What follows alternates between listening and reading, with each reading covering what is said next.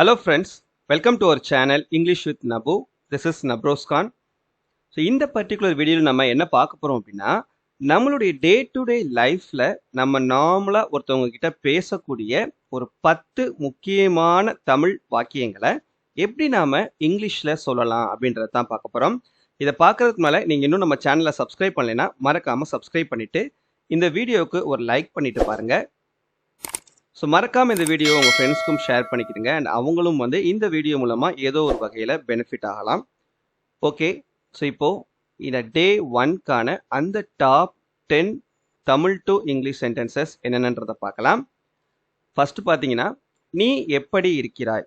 இப்போ ஒருத்தவங்களை பார்க்கும்போது எப்படிடா இருக்க அப்படின்னு சொல்லிட்டு நம்ம நார்மலாக கேட்போம் இல்லையா. ஸோ இதுக்கு நம்ம இங்கிலீஷில் எப்படி கேட்கணும் அப்படின்னா ஹவ் ஆர் யூ அப்படின்னு சொல்லிட்டு கேட்கணும். ஸோ இது நார்மலாக நம்ம எல்லாருமே யூஸ் பண்ணக்கூடியது தான். ஒருத்தவங்களை ஃபர்ஸ்ட் டைம் நம்ம பார்க்கும்போது எப்படி இருக்கீங்க அப்படின்னு சொல்லிட்டு கேட்குறத ஹவ் ஆர் யூ அப்படின்னு சொல்லிட்டு கேட்பாங்க. சிலர் கிரீட்டிங் இது வித்தியாசமாக எப்படி யூஸ் பண்ணுவாங்க அப்படின்னா ஹவு டு யூ டூ அப்படின்னு சொல்லிட்டும் கேட்பாங்க. ஸோ ஹவு டு யூ டூன்னு சொல்லிட்டு கேட்டும் ஒருத்தவங்களை க்ரீட் பண்ணிவிட்டு அவங்க இந்த சென்டென்ஸை ஸ்டார்ட் பண்ணலாம். ஃபர்ஸ்ட் டைம் ஒருத்தவங்களை மீட் பண்ணும்போது நீ எப்படி இருக்கீங்க அப்படின்னு சொல்லி கேட்குறதுக்கு ஹவ் ஆர் யூ அப்படின்றத ஃபார்மலாக யூஸ் பண்ணுவாங்க. சிலர் க்ரீட் பண்ணுற மாதிரி ஹவு டு யூ டூ அப்படின்னு சொல்லிட்டும் கேட்பாங்க. தென் செகண்ட் ஒன், வீட்டில் அனைவரும் எப்படி இருக்கிறார்கள். வீட்டில் எல்லாரும் எப்படி இருக்காங்க, எல்லாரும் நல்லா இருக்காங்களா அப்படின்னு சொல்லிட்டு நம்ம கேட்போம் இல்லையா.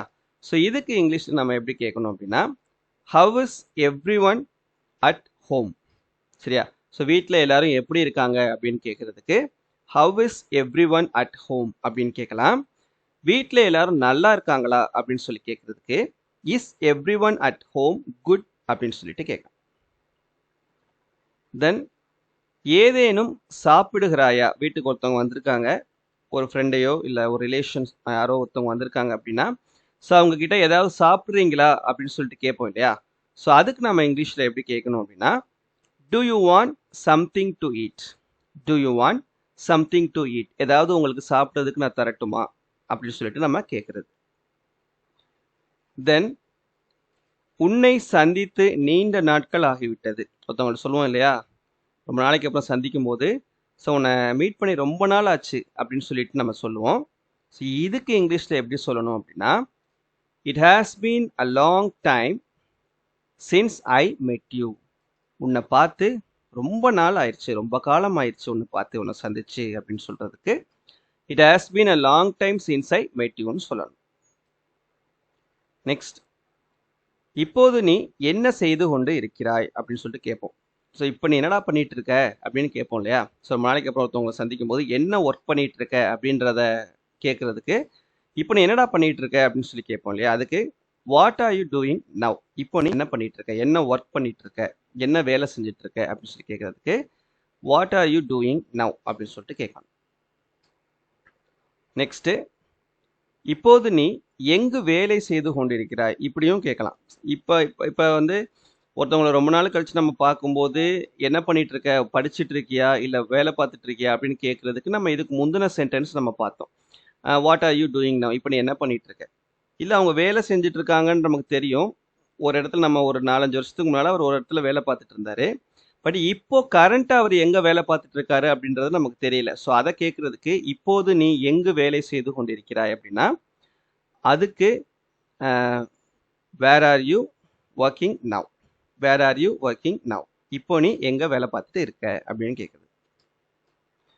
தென் நான் இப்போது வங்கியில் வேலை செய்து கொண்டிருக்கிறேன். இப்போ அதுக்கு நம்ம பதில் சொல்லணும் இல்லையா.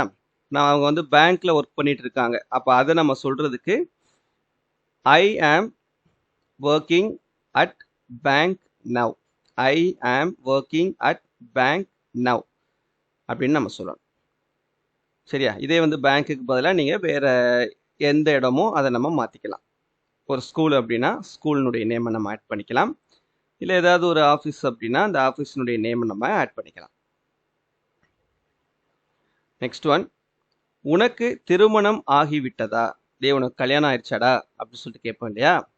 ஸோ அது கேட்குறதுக்கு are you married. Are you married. உனக்கு கல்யாணம் ஆயிடுச்சா அப்படின்னு சொல்லிட்டு கேட்குறது. தென் நெக்ஸ்ட்டு, உனக்கு நான் என்ன உதவி செய்ய வேண்டும்? உனக்கு நான் என்னடா இப்போ உதவி செய்யணும்? உனக்கு நான் இப்போ என்ன செய்யணும்னு நீ எதிர்பார்க்குற?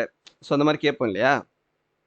ஸோ அதுக்கு நம்ம how can I help you? இப்போ ஏதாவது ஒரு ஒரு ஆஃபீஸ்க்கு நம்ம ஏதாவது ஒரு இடத்துக்கு புதுசாக போகும்போது கூட அங்கே அந்த என்கொயரி டெஸ்கில் கூட ஒருத்தவங்க இருப்பாங்க. அங்கே கூட பார்த்தீங்கன்னா ஒரு சின்ன போர்டு கூட வச்சுருப்பாங்க. How can I help you அப்படின்னு சொல்லிட்டு. ஸோ உனக்கு நான் எப்படி உனக்கு நான் என்ன உதவி செய்யட்டும் அப்படின்னு சொல்லிட்டு இதுக்கான மீனிங். நெக்ஸ்ட்டு, என்னை உனக்கு ஞாபகம் இருக்கிறதா? ரொம்ப நாளைக்கு அப்புறம் மீட் பண்ணும்போது என்ன உனக்கு ஞாபகம் இருக்காடா அப்படின்னு சொல்லி கேட்போம் இல்லையா? அதுக்கு இங்கிலீஷில் டு யூ ரிமெம்பர் மீ? என்ன உனக்கு ஞாபகம் இருக்கா? டு யூ ரிமெம்பர் மீ அப்படின்னு சொல்லிட்டு கேட்கணும். இப்போ இதே சென்டென்ஸை வச்சு என்னை உனக்கு பிடித்து இருக்கிறதா? இப்போ என்னை உனக்கு ஞாபகம் இருக்கிறதா அப்படின்றதுக்கு டு யூ ரிமெம்பர் மீ அப்படின்னு சொல்லி கொடுத்துருக்கோம்.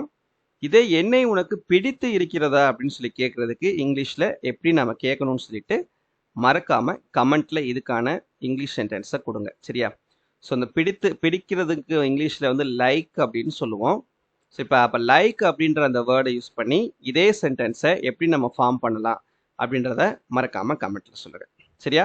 ஸோ இந்த வீடியோ உங்களுக்கு யூஸ்ஃபுல்லாக இருந்ததுன்னா மறக்காமல் உங்கள் ஃப்ரெண்ட்ஸ்க்கும் ஷேர் பண்ணுங்கள். தேங்க்யூ.